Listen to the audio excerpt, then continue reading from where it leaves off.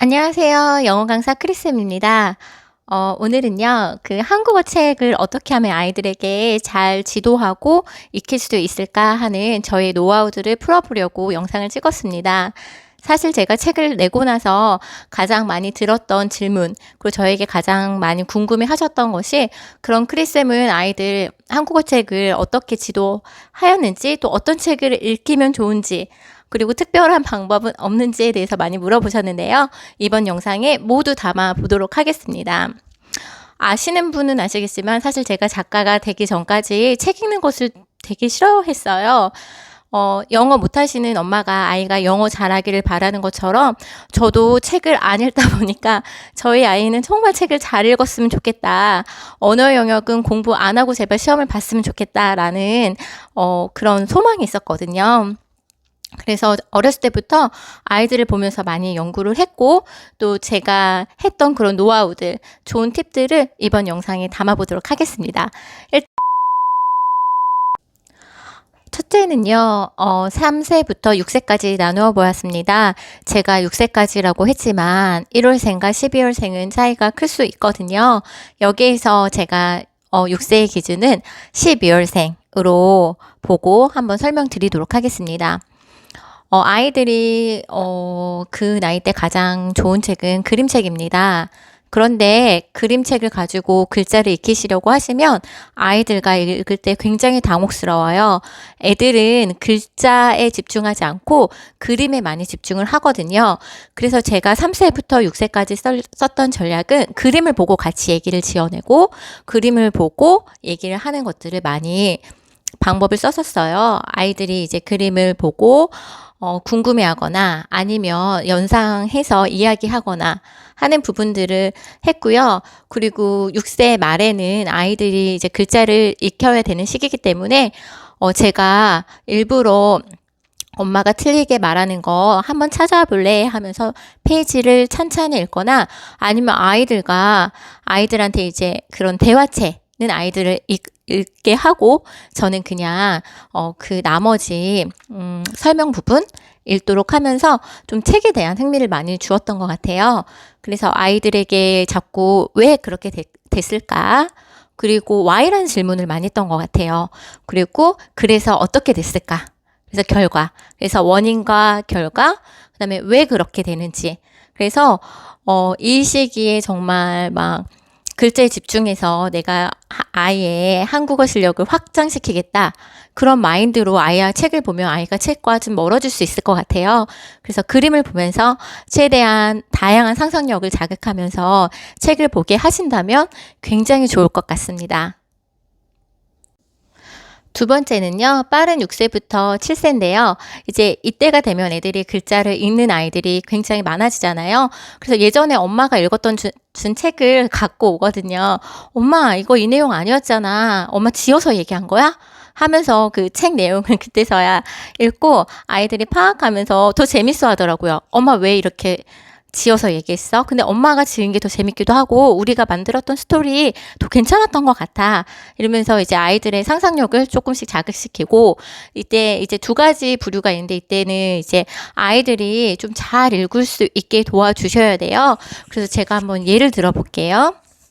제가 예전에 아이들이 읽던 책을 한번 가져와 봤습니다. 여기 보면요. 한 예니가 7살 때 좋아했던 책이에요. 해리포터를 만든 조앤 롤링. 그래서 이 책이 통 큰 인물 이야기이고요. 절대 PPL 아닙니다. 네, 이거 보면 아이들이 이때부터는 책을 조금 이제 세 가지를 건너뛰어야 돼요. 서류, 가져오라고 이렇게 읽는 친구들이 있거든요. 이제 이거를 서류 가져오라고 몇 번 말했나요? 이런 식으로 이렇게 붙여있는 연습하시고, 그게 빨리 될 수 있도록 서류 가져오라고 몇 번을 말했나요? 이제 문장을 빨리빨리 연결시켜주는 연습을 하기에 좋은 시기입니다. 그래서 이때는 서서히 글밥을 늘리고 소재를 조금 다양화하시는 게 좋습니다. 그래서 제가 예전에 하은이 애니가 이 나이 때 어떤 좋은 책을 읽었나 한번 블로그에서 제가 남겨놓은 것들이 있더라고요. 그런 리스트들은 제가 다시 블로그에 정리를 해서 이 책 정말 좋았어요 했던 책들은 같이 공유드리기로 하겠습니다.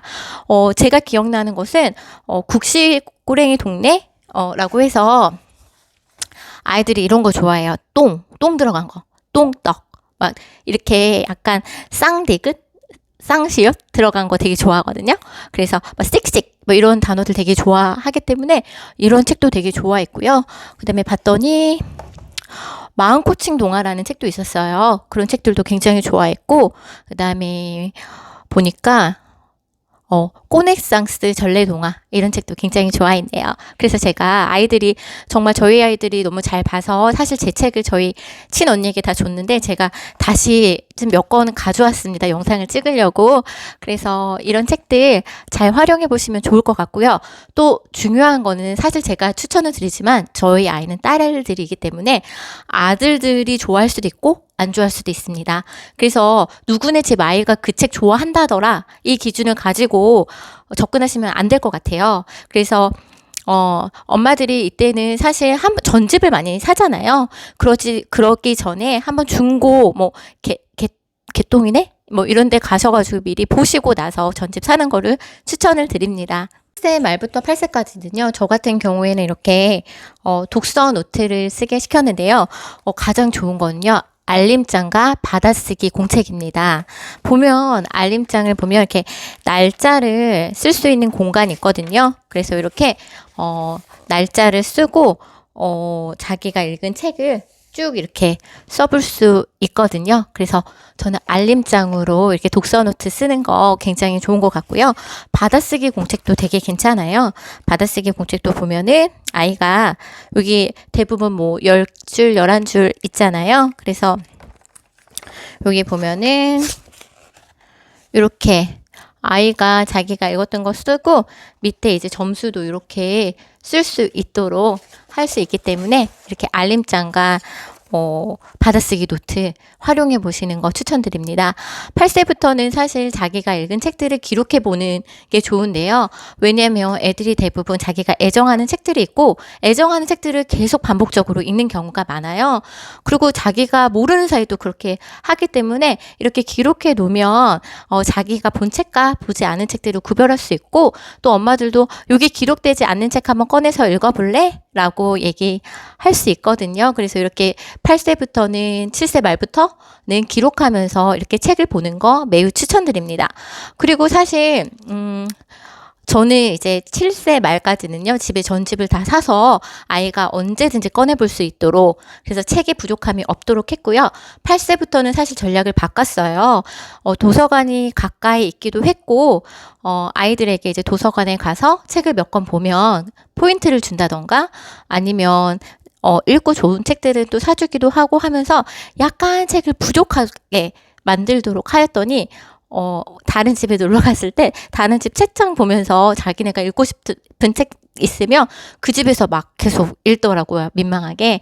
그래서 저는 8세 이후부터는 아이들이 뭐 도서관에 많이 가고 또 다양한 책들을 보고 또 그런 분위기를 경험하고 하는 것이 좋기 때문에 근데 이제 학습 만화를 못 읽게 하는 것보다는 저 같은 경우에는 2권 정도 학년에 맞는 아니면 자기 수준보다 높은 책을 보면 학습 만화를 한 권 허용해 주는 방식으로 해서 학습 만화도 읽도록 하고 있지만 아이들이 아무래도 학습 만화에 대한 안 좋은 이야기들을 많이 듣다 보니까 스스로 오히려 피하는 경향도 있더라고요.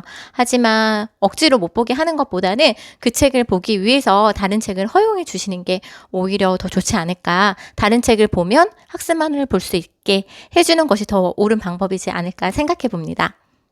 9세부터 이제 10세인데요. 저 같은 경우에 저의 블로그에 오시는 분들은 알겠지만 이제 책을 사실 같이 읽어요. 제가 좋다고 생각하는 책들은 아이들과 같이 읽고 있거든요. 잠시만 같이 보자면요.